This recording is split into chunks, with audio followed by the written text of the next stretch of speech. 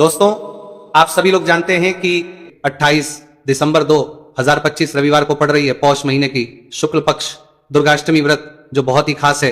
और दोस्तों, ये वो तिथि है जो कि पौष महीने में रविवार को पड़ रही है, तो इस दिन का महत्व और भी अधिक बढ़ जाता है। पूज्य गुरु जी ने कहा है कि अगर कभी भी मौका लग जाए और पौष महीने की अष्टमी तिथि रविवार को पड़ जाए तो इस दिन आपको 11 गेहूं के दाने वाला उपाय जरूर करना चाहिए, क्योंकि ऐसा शुभ संयोग बहुत ही कम आता है। और दोस्तों, इसी दिन किया जाने वाला पंडित जी द्वारा बताया गया 11 गेहूं के दाने वाला उपाय आप लोगों को जरूर करना चाहिए। और अगर आप लोगों ने इस उपाय को नहीं किया है या किसी कारणवश नहीं कर पाए हो तो अष्टमी तिथि के दिन इस उपाय से मत चूकना। दोस्तों देखिए, ये दिन इतना खास होता है, इतना महत्वपूर्ण होता है। देखा गया है कभी कभी बड़े पूजा पाठ अनुष्ठान से जो मनोकामना पूर्ण नहीं होती है, वह पौष महीने के रविवार के दिन एक छोटे से उपाय करने से ही आपकी मनोकामना पूर्ण हो जाती है। और बहुत सारे लोगों ने इस उपाय को किया भी है और उनको इस उपाय को करने का फल भी जरूर मिला है। अगर आप लोग भी इस उपाय को रविवार अष्टमी तिथि के दिन करना चाहते हैं तो आप इस उपाय को पहले अच्छे से समझ लेना, सुन लेना, उसके बाद करना। आपको इस उपाय का फल जरूर मिलेगा, करना आपकी सभी मनोकामनाएं पूरी हो जाएंगी। दोस्तों, हम आपको यहां पर बता दें कि ये जो 11 गेहूं के दाने वाला उपाय है, ये उपाय पंडित जी ने अपनी अभी की शिव महापुराण की कथा में ही बताया है। और इस उपाय को करने से आपके घर में चाहे किसी भी प्रकार की दुख और समस्या क्यों ना चल रही हो, आपको उसका कारण भी नहीं पता है कि भाई ये समस्या किस कारण से चल रही है, उसका कुछ भी कारण हो सकता है। जैसे पितृदोष हो सकता है, काल सर्प दोष हो सकता है, या किसी भी तरह का मंगल दोष भी हो सकता है। और भी बहुत के दोष होते हैं, कुछ भी हो सकता है। पर आपको इस उपाय को करने के लिए अपने दोष को पता लगाने की भी जरूरत नहीं है। आपके घर में किस कारण से इतनी दुहक और परेशानी आ रही है, वो भी आपको पता लगाने की जरूरत नहीं है। बस रविवार के दिन इस उपाय को कर लेना, क्योंकि इसी एकमात्र उपाय को करने से आपके पूरे घर परिवार में सुख और शांति हो जाएगी। आपके करेंगे, आपकी जो भी मनोकामना होगी वो आपको करना कैसे है, किसको करना है, किस समय करना है और कैसे करना है। देखो, उपाय बिल्कुल आसान है, बस समझने वाली बात है। ध्यान से समझिए, उसके बाद ही आप लोग जो है इस उपाय को जरूर कीजिएगा। लेकिन उससे पहले जो भी मेरे भाई मेरी प्यारी बहनें आज चैनल पर पहली बार आए हैं या मेरी आवाज आज पहली बार सुन रहे हैं, अगर आप भी महादेव के सच्चे भक्त हैं तो वीडियो को लाइक और चैनल को सब्सक्राइब जरूर कर लें और कमेंट बॉक्स में लिखे हर हर महादेव, जय भोलेनाथ। अब सबसे पहली चीज हम लोग ये समझते हैं कि इस 11 गेहूं के दाने वाले उपाय को इस अष्टमी तिथि के दिन किसको करना है। तो देखिए, इस उपाय को घर के सभी सदस्यों को करने की बिल्कुल भी जरूरत नहीं है। घर में से कोई एक मुख्य बड़ा सदस्य ही इस उपाय को करेगा तो उस घर परिवार के सभी सदस्यों को इस उपाय को करने का फल मिल पर वो बड़ा सदस्य कौन होगा, कौन व्यक्ति इस उपाय को करेगा। तो यहां पर देखिए, हम आपको बता दें, घर की जो बड़ी माताएं बहनें होंगी, घर की बड़ी माताओं बहनों में से कोई भी एक माता बहन इस वाले उपाय को कर सकती है। अपने पूरे घर परिवार के लिए घर में सभी सदस्यों को इस उपाय को करने की जरूरत नहीं है। मात्र घर की जो बड़ी माताएं बहनें हैं उनमें से कोई भी एक माता बहन इस वाले उपाय को करेगी, उसके घर परिवार के पूरे सदस्यों को इस उपाय का फल मिलेगा। अगर किसी कारणवश माताएं बहनें घर में उपस्थित ना हो या वो इस उपाय को ना कर रही हो, कुछ दिक्कत हो, तो भाई उस जगह पर फिर घर का कोई बड़ा व्यक्ति भी इस उपाय को कर सकता है। माताओं बहनों के कहने का मतलब यह था कि माताएं बहनें घर की लक्ष्मी होती है। जब घर की लक्ष्मी कोई उपाय करती है तो निश्चित ही भगवान शिव जी बहुत जल्दी प्रसन्न होते हैं और उपाय का फल में बहुत जल्द और बहुत बड़ा करके भी यहां पर देते हैं। तो आप लोग ये बात समझ गए होंगे। अब हम ये बात समझते हैं, आप इस वाले उपाय को हमें करना किस समय है। इस 11 गेहूं के दाने वाले उपाय को हमें इस रविवार अष्टमी तिथि के दिन करना किस समय है। तो देखिए, इस उपाय को करने का जो समय है शाम का समय है।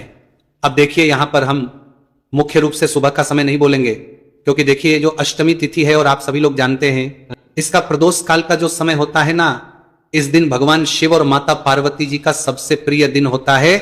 तो आप लोग इस गेहूं के दाने वाले उपाय को शाम के समय में कर सकते हो। और देखो, अगर सुबह करोगे तो आप 8 बजे से 11 बजे के मध्य इस उपाय को कर सकते हो। और देखो, अगर शाम के समय कर रहे हो तो इस दिन जरूर शाम के समय का ध्यान रखना कि रात के 6 बजे से लेकर 7 बजे के बीच में अगर आप इस उपाय को कर सकते हो तो बिल्कुल कर लेना। पूरी कोशिश करना, आपको उपाय का फल जरूर मिलेगा। यह बात आपको समझ आ गई। अब बात करते हैं उपाय की। देखो, गुरुजी ने कहा है कि अगर रविवार के दिन अष्टमी तिथि पड़ जाए तो इस दिन आपको 11 गेहूं के दाने वाला उपाय तो अवश्य ही करना चाहिए। देखो, ये उपाय यदि आपके जीवन में कर्जा बहुत अधिक है, आपके जीवन में संकट बहुत अधिक रहते हैं, आपके ऊपर बहुत अधिक विपदा आ रही है, बार बार आपको अपने व्यापार में और अपने धन में हानि देखने को मिल रही है, यानी कि आपको प्रत्येक कार्य में हानि हो रही है, तो आपको ये करना चाहिए। देखिए इस उपाय के लिए आपको 11 गेहूं के दाने आपको लेने हैं, ठीक है। 11 दाने लेने के बाद में आपको जरूरत होगी चावल के दानों की। 11 चावल के दाने और 11 गेहूं के दाने, और चावल के दाने खंडित नहीं होने चाहिए। अब आप कहोगे भैया गेहूं कहां से लेने हैं? देखो आपको किसी भी किराना स्टोर पे गेहूं के दाने मिल जाएंगे, जाके ले लेना, ठीक है ना। 11 गेहूं 11 चावल के दाने लेने हैं। साथ ही साथ आपको एक तांबे का लोटा लेना है और उस तांबे के लोटे में आपको जल भरना है। जल खुद के घर का होना चाहिए, मंदिर का नहीं होगा। अब आप ये सब सामग्री लेकर पहुंच जाओगे महादेव के शिवलिंग के पास में शाम के टाइम पे प्रदोष काल में। देखो जब आप ये उपाय कर रहे हो तो अपना फेस रखना उत्तर दिशा, नॉर्थ डायरेक्शन की तरफ। अब यहां पे जो मैं आपको क्रम बताने जा रहा हूं ना, उस मेरे क्रम को बहुत ध्यान से सुनिए। महादेव को अगर कोई सबसे प्रिय है ना, तो उनकी सबसे छोटी पुत्री जिनका नाम है माता अशोक सुंदरी, जो आपके पास में चावल के रहदाने हैं ना, उन चावल के 11 दानों को माता अशोक सुंदरी के स्थान पर आपको अपना नाम और गोत्र बोलते हुए समर्पित कर देने हैं, है ना। चावल के दानों को रखने के बाद में जो आपके पास में तांबे का लोटा है ना, उस तांबे के लोटे को कहीं पे भी हम जल नहीं चढ़ेंगे। सिर्फ और सिर्फ माता पार्वती का जो हस्त कमल आपको दिख रहा है, यहीं पे गोल गोल आपको समर्पित करना है उसी जल को, और कहीं नहीं। ना तो माता अशोक सुंदरी के स्थान पर, न शिवलिंग के ऊपर, सिर्फ आपको यहां पे गोल गोल जलाधारी पर आपको उस जल को समर्पित करना है। अब आपके पास में बचे हुए हैं 11 गेहूं के दाने, और बचे हैं उन्हीं 11 गेहूं के दाने को आपको अपनी मनोकामना, अपने विशेष कहते हुए महादेव के शिवलिंग के ऊपर अगर आप अष्टमी तिथि के दिन प्रदोष काल में समर्पित कर देते हैं तो आपकी जो भी मनोकामनाएं होंगी, जो भी विश होंगी, महादेव पूरी जरूर करते हैं। अन्न समर्पण करने से, उस खासकर गेहूं को समर्पण करने से हमारी इच्छाएं पूरी होती है। और अगर वो दिन अष्टमी तिथि का दिन हो तब तो इससे सुंदर संयोग कुछ भी नहीं हो सकता। आपकी इच्छाओं को पूरा करने के लिए बहुत स्पेशल, बहुत प्यारा सा उपाय आप सभी को जरूर करना है। ध्यान में रखिएगा, यह उपाय प्रदोष काल में करना है। देखो गुरुजी ने कहा है भगवान शिव के शिवलिंग पर 33 कोटि देवी देवता का वास होता है। अगर हम शिवलिंग के सामने कुछ भी उपाय करते हैं तो हमारे सभी देवी देवता हमसे खुश हो जाते हैं। यह उपाय आपको अवश्य करना है। देखो सुबह के टाइम नहीं कर सकते, ठीक है। अब बात करते हैं अगले उपाय की। देखिए अब हम जान लेते हैं गुरुजी द्वारा बताए गए दूसरे उपाय के बारे में। इस उपाय के लिए आपको मात्र 2 लौंग लेनी होगी, यानी कि आपको लौंग का जोड़ा लेना है। 2 फूल वाली आपको लौंग लेनी है।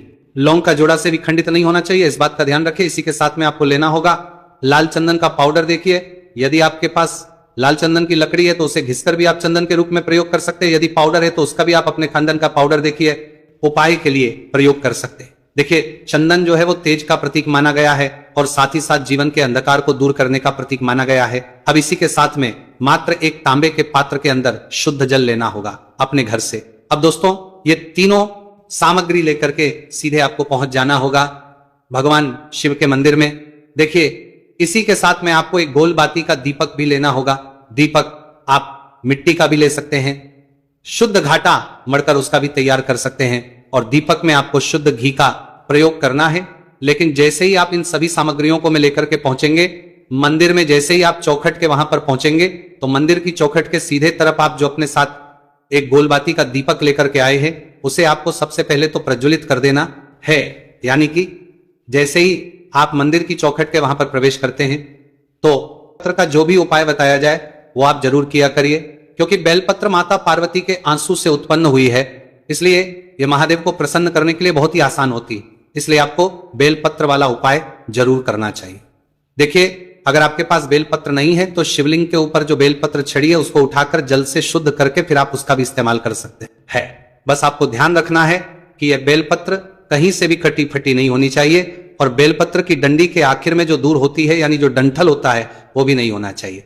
अब यह सारी सामग्री लेकर आपको पहुंच जाना है शिवालय। पूज्य गुरुजी ने कहा कि इसको आप सुबह करना चाहें तो सुबह कर लें और शाम को करना चाहें तो शाम को कर लें। शिवालय पहुंचने के बाद सबसे पहले आप जो एक बेलपत्र लेकर आए हैं उसकी जो सबसे आगे वाली पत्ती है, बेलपत्र में 3 पत्तियां होती हैं, ये बात आप सभी जानते हैं। उसमें जो सबसे आगे वाली पत्ती होती है जिसे हम लोग सबसे बड़ी पत्ती कहते हैं, उसी पत्ती में चिकनी साइड आपको इस शहद से ओम बना देना है। सामने आपको समझाने का प्रयास किया जा रहा है, जैसे यह बेलपत्र में ओम बनाया गया है ठीक ऐसे ही आपको से ओम बना देना है, और फिर अपनी मनोकामना बोलते हुए आपके जीवन की जो भी विशेष मनोकामना है, जो भी आप अपना कार्य सफल करवाना चाहते हैं, जिसमें भी आप सफलता को प्राप्त होना चाहते हैं, चाहे व्यापार हो, चाहे नौकरी हो, चाहे धन प्राप्ति की मनोकामना हो, चाहे विवाह की मनोकामना हो, चाहे मकान जमीन की मनोकामना हो, या कैसी भी कोई मनोकामना हो, उस मनोकामना को पूर्ण करने के लिए महादेव प्रार्थना कर लीजिए। और फिर यह एक बेलपत्र आप शिवलिंग के ऊपर समर्पित कर दीजिए। बेलपत्र की चिकनी साइड का हिस्सा, यानी जिस तरफ आपने बनाया है वह शिवलिंग में टच करेगा। इसके बाद आप जो शहद लिए हुए हैं उस मनोकामना को पूर्ण करने के लिए शहद को अपनी अनामिका उंगली में लगाइए और माता अशोक सुंदरी वाले स्थान में आपको 7 बिंदी बना देनी है। इसी शहद से आपको 7 बिंदी बना देनी है। लेकिन ये 7 बिंदी आपको लगानी कैसे है वो आप बहुत ही ध्यान से देखिए। जो शिव पिंडी होती है उस तरफ से आपको लगाते हुए नीचे की तरफ आना है, यानी जलाधारी की तरफ आना है। ऊपर से नीचे की तरफ आपको ये 7 बिंदी लगानी है। आपको 7 बिंदी बना देनी है और माता अशोक सुंदरी से फिर से प्रार्थना कर लेनी है। इसके बाद सबसे आखिर में आपके पास जो एक लोटा जल है उस जल को आप धीरे धीरे शिवलिंग के ऊपर समर्पित करते जाइए और लगातार ओम नम शिवाय मंत्र का स्मरण करते जाइए। पूज्य गुरुजी ने कहा कि जो भी व्यक्ति माता अशोक सुंदरी वाले स्थान पर शहद लगाकर और शिवलिंग में यह एक बेलपत्र रखकर इस अचूक उपाय को कर लेता है, उसके जीवन की बड़ी से बड़ी मनोकामना महादेव की कृपा से और माता अशोक सुंदरी की कृपा से बहुत ही जल्द परिपूर्ण हो जाती है। तो दोस्तों, इस विशेष उपाय को आप इस 28 दिसंबर 2025 पौष महीने का रविवार अष्टमी तिथि के दिन जरूर करिएगा। ये उपाय आपको पौष महीने का रविवार अष्टमी तिथि के दिन करना है या फिर किसी भी पंचमी तिथि में करना है। तो आइए अब जानते हैं पूज्य गुरुजी द्वारा बताए गए दूसरे खास उपाय के बारे में। देखिए, इस उपाय के लिए भी पूज्य गुरुजी ने कहा था कि अगर आपकी कोई विशेष मनोकामना है जो कई उपाय करने के बाद, कई व्रत करने के बाद भी परिपूर्ण नहीं हो पा रही है, तो आपको यह विशेष उपाय इस दिन जरूर कर लेना चाहिए। इस उपाय भी आपको एक बेलपत्र की जरूरत पड़ेगी और साथ ही साथ थोड़े से शहद की जरूरत पड़ेगी। सबसे आखिर में आपको 1 लोटे जल की जरूरत पड़ी। लोटा आप तांबे का ले लीजिएगा और इसमें जल आप अपने किचन से ले लीजिएगा। बेलपत्र लेते समय आप ध्यान रखेंगे कि ये कहीं से भी कटी फटी नहीं होनी चाहिए। अब ये सारी सामग्री लेकर आपको पहुंच जाना है शिवालय। इस उपाय के लिए भी पूज्य गुरु जी ने कहा था कि अगर आप सुबह करना चाहें तो सुबह कर लें और शाम को करना चाहें तो शाम को कर लें। शिवालय पहुंचने के बाद आप सबसे पहले जो एक लोटा जल लेकर आए हैं उसको धीरे धीरे शिवलिंग के ऊपर समर्पित करते जाइए और लगातार शिव महापुर पुराण के मूल मंत्र श्री शिवाय नमस्तु भयम या फिर ओम नमः शिवाय, इन दोनों में से किसी भी एक मंत्र का जाप करते जाइए।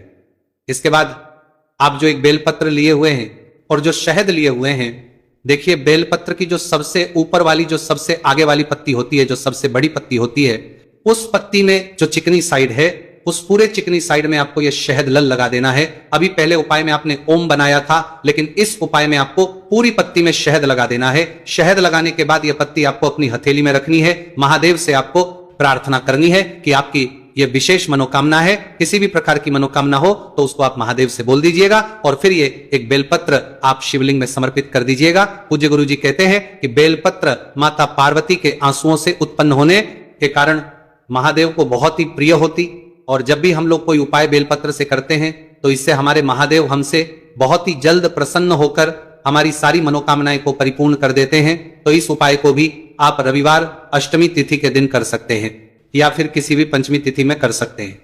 अब जानते हैं गुरु जी द्वारा बताए गए तीसरे और सबसे आखिरी व सबसे खास उपाय के बारे में।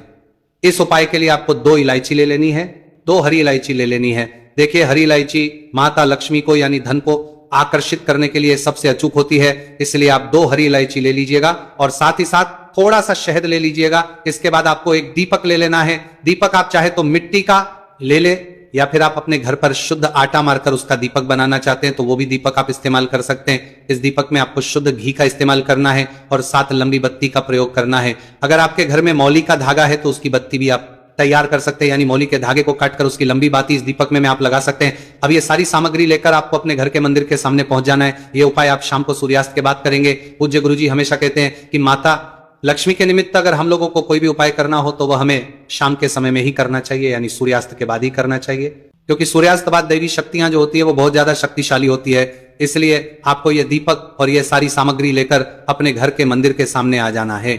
आपके घर के मंदिर में जो माता लक्ष्मी की फोटो है या फिर माता रानी के किसी भी स्वरूप की फोटो है तो उनके सामने आप सबसे पहले थोड़े से चावल रख दीजिए और उसके ऊपर ये दीपक रख दीजिए। दीपक रखने के बाद को आप प्रज्वलित कर दीजिए और माता रानी के बहुत प्रिय मंत्र ओम महालक्ष्मी नमः, इस मंत्र का कम से कम 11 बार स्मरण कर लीजिए।